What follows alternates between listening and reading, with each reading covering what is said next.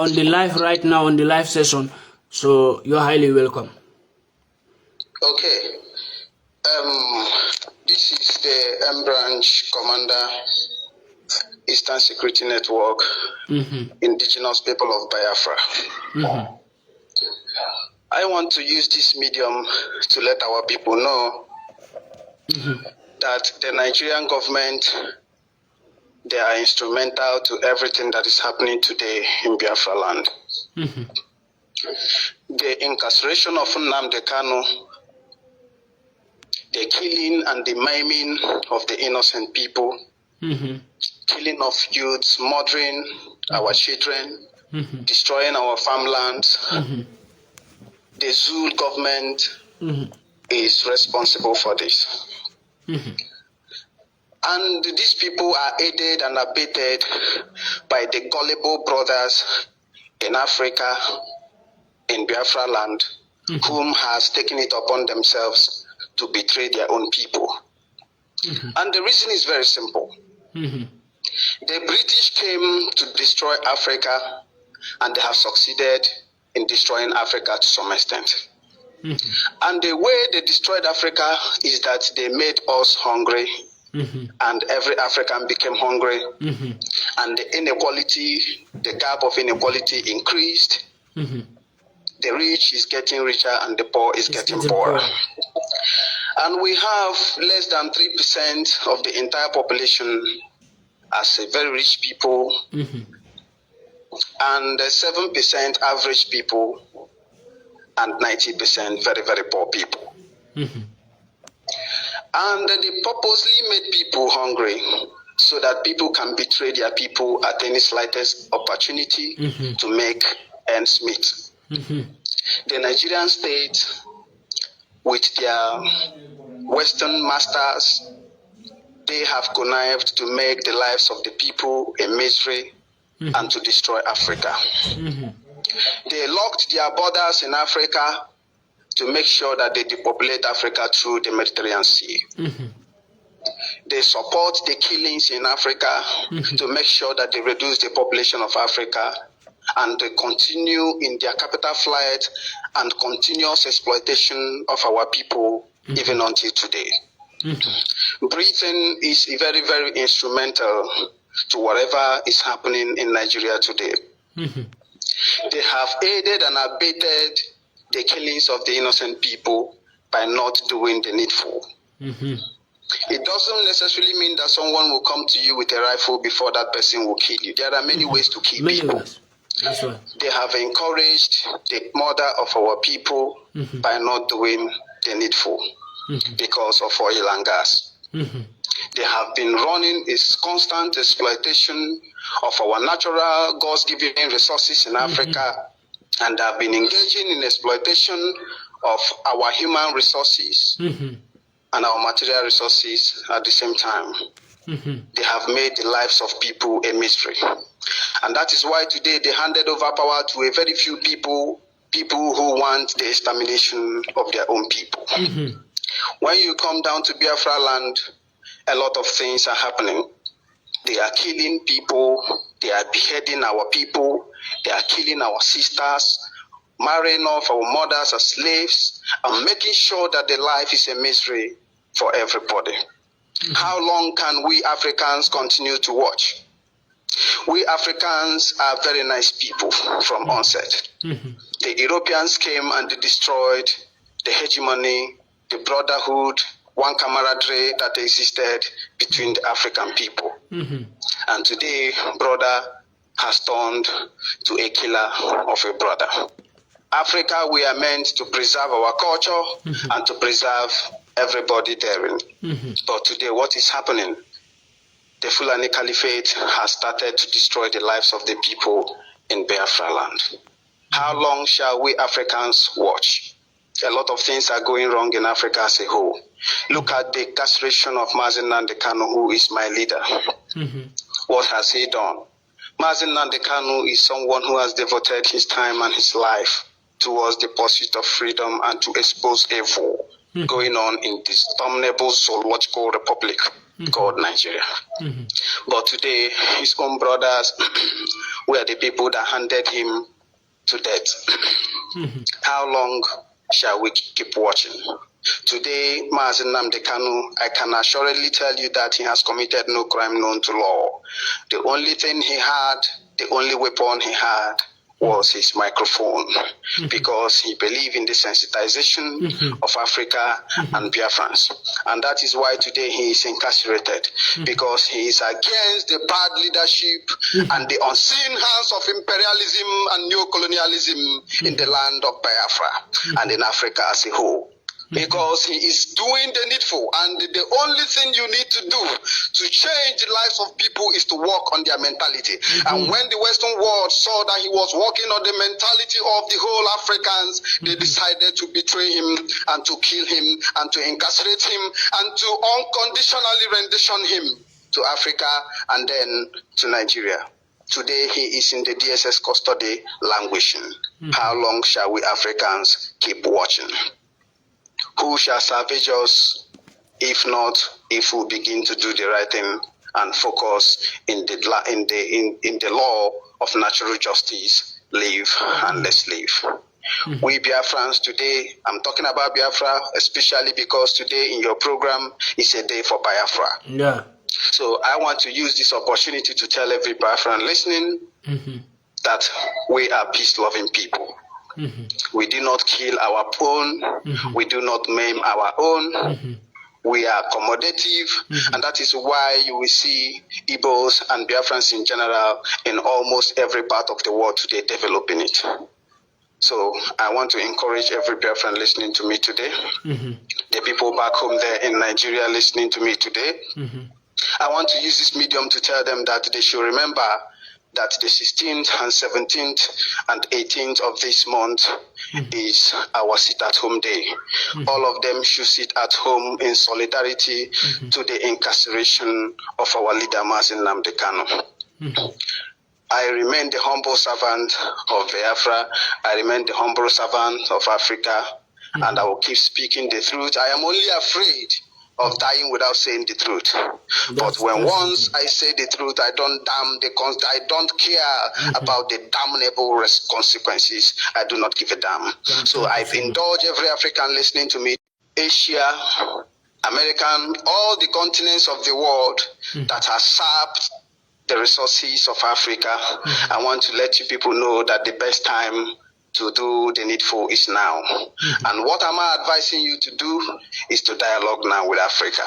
If the Western world, if the European nation, if the American continent, all these continents that have served the resources of Africa, this is the only time they have to dialogue. And let me use this opportunity as well to bring something to their notice.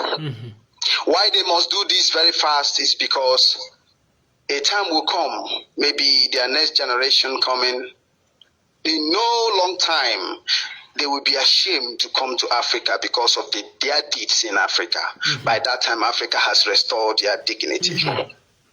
Because Africa will restore their dignity, I can assure you. I believe in your They will feel so ashamed to come to Africa because of what they have done to Africa. And let me tell them something. God has already pressed the reset button in this universe. Maybe they are not understanding what is happening. God has already pressed a reset button, and everything that has turned upside down is going to normalize. I can assure them. So the best thing they have to do is to remove their hand from Africa.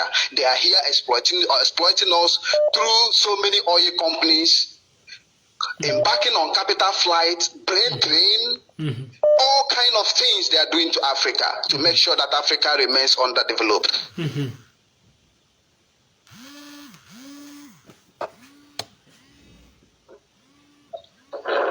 Yes, how Europe underdeveloped Africa. They should go and read that book.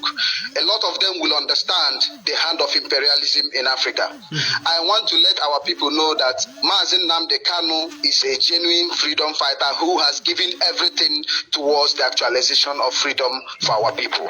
Mazi Nnamdi Kanu is a God sent to Africa. Mazi Nnamdi Kanu is a God has brought to wipe away the tears of people who are suffering. Mazi Nnamdi Kanu has come to restore the dignity of Africa. Mazi Nnamdi Kanu is not associated with any kind of terrorism because he's a nice man. This is what I stand today to proclaim to the whole world so that the world will understand. Please, I want you to remain resolute and do not capitulate. No matter the kind of pressure that comes to you, I want you to know that you are doing the right job. And they will come after you the way they are coming after me today. I know they are coming after me. I am not afraid to die. Okay, any day my work ends, any day they succeed, that is the day maybe God wants my work to stop. If little children can die, while I, an adult, why will I not die? After all, eventually everybody will die someday. Look at what is happening in Sokoto, Nigeria today. They are killing innocent children in the name of religion, trying to ignite ethno-religious crisis all over the place. The best thing to do in Biafra land in Nigeria is to conduct a referendum, which Mazi Nnamdi Kanu has been preaching for all this while. A referendum should be conducted and let the people decide on where to go. And if they don't want to conduct a referendum, in no time, I am assuring all of them that a kind of revolution that is coming to Africa, they will not have a place to hide. They can't even go to Europe. Look at what is happening in Europe. All of them that have building in Ukraine, all of them that stole our money and built a house in Ukraine, are they still occupying that house today? They don't know what God is doing. My brother, this is the time for them to repent. That's it.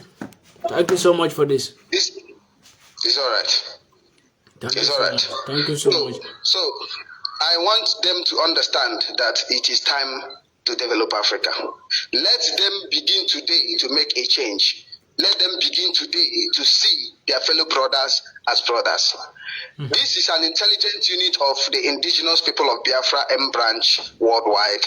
And I'm here today proclaiming to you that Mazi Nnamdi Kanu is not a terrorist and can never be a terrorist. It doesn't matter what they do. It doesn't matter what they do. The most important thing is that he will stand clean. And I want to let every Biafran know that there is a reason, there was a flag that took Mazi Nnamdi Kanu where he is today. He was fighting for a reason. And that reason, the only thing they used to name him is to label him a terrorist. And then today he's languishing in DSS dungeon. I want to tell every Biafran that is listening to me today that they should do everything humanly possible to make sure that they get Nnamdi Kanu out from that place to clear that terrorism charge. And that is what every Biafran must do. Let us be focused. Let us be very, very objective. Let us be resolute. Let us put our brain before our stomach. Because some of our people bring their stomachs before their brain, and that is why they have a lot of problems. And to make it worse, the religious leaders that are supposed to be talking about the liberation, the freedom of their people, doing today. They are ripping the people off with tithes and offering and fake prophecies day upon day. How can people develop their lifestyle? How can the standard of the life of people increase when there are no social amenities? Do you know what is happening? Let me tell you something that is happening back there in Nigeria. Let me tell you, you'll be shocked. If you come to Nigeria, if you come to the eastern part of Nigeria, if you go there, you will realize that they have more than 30,000 churches. And you will see in a 3-story building, church will be in the first floor, second floor, third floor, giving fair profit. Do you know that these same people, they go and buy off a factory? Do you know that they close down a factory and convert that factory into a church? Then you close down a factory and convert it into a church. How do you expect money to come?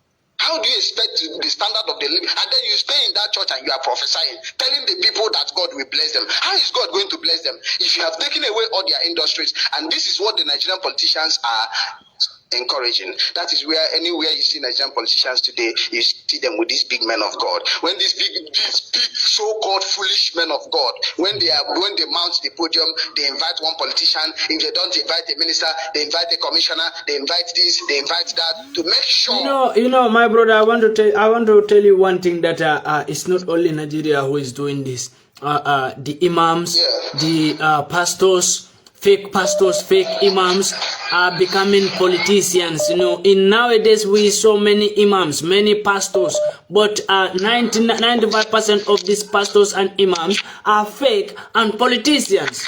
They are politicians. Yes. You know, they just gather people. They are just people who are struggling for money, struggling for their families, to feed their families. If you go to Gambia right now, you will meet the same thing. You have Muslims, imams who try to preach to God, preach to people that God is this, God is that, but they are still doing some rubbish. They are all politicians, being with politicians, doing everything with politicians, trying to destroy the country. But in the name of, just trying to fake peoples, in the name of God, they are protecting the country, they are advising peoples. Come on. Of course. This is happening in the whole African countries. Pastors and imams, stop faking your people. Stop being fake pastor. If you don't have the knowledge, stop being fake pastor. Stop being fake imam if you know you are not a real imam. All of them. We are not saying that there are no real genuine men of God. They are real pastors, real imams. 98% of these religious groups, and the people will be contributing money to. Because someone is just calling me direct call.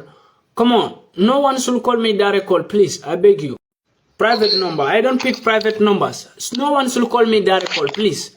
No one. I will even close my life, my brother, in 5 minutes, please. Let's talk in 5 minutes. Of whatever they feel they have.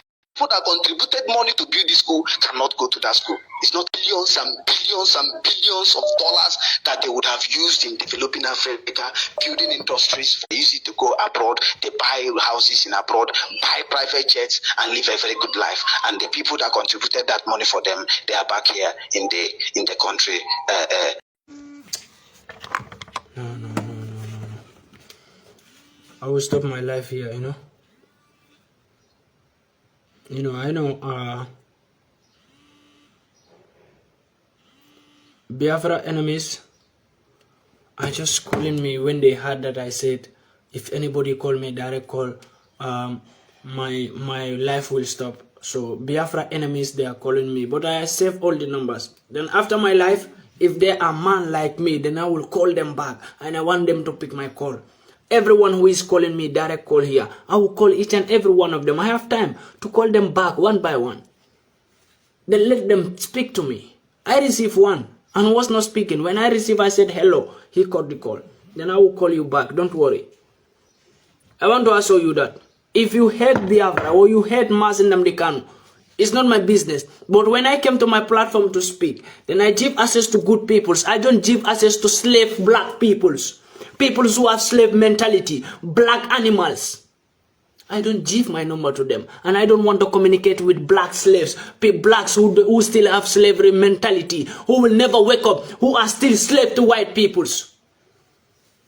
You call yourself an African. I am an African. Which kind of African are you? And dummy African who is hating his fellow Africans, who don't like his fellow Africans. And you call yourself, I'm an African. Which kind of Africans are you? Which kind of African are you? I'm a black man. I came from Africa. When something happened, you said I'm a black man. When white people do you something bad, then you came out, hey, they're racist because they are racist because I'm a black man. You are a fake black man. Racist black man. An illiterate black man, you have a slavery mentality, you mingle with white peoples, you do everything with them. You want to support white peoples, you want to destroy your fellow black peoples. Then any day white people destroy you here, you started coming out. They do this to me, they do this to that. They will do you because you were with white people from the beginning, supporting them. They are sending you to destroy your fellow black peoples, and you are going to destroy your fellow black peoples. Then at the end of the day, when the white people started to destroy you, you started to come out. People should help you. People should do this. That's why I don't blame many people on social media when I saw them complaining, hey, white people do me this, white people do me that. You were with them. You were so in support of them. They were sending you to destroy your fellow black peoples, and you were destroying your fellow black people. So at the end of the day, when the white people turned against you, you started to come out, hey, they are racist in me because I'm black. You are not a black, you are a fake black.